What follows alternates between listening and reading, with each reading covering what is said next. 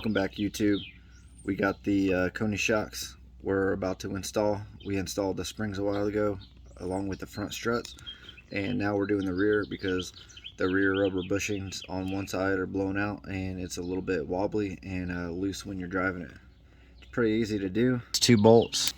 You just remove the bolts after you take your tires off and then put the new ones on and put the bolts back in. Pretty simple.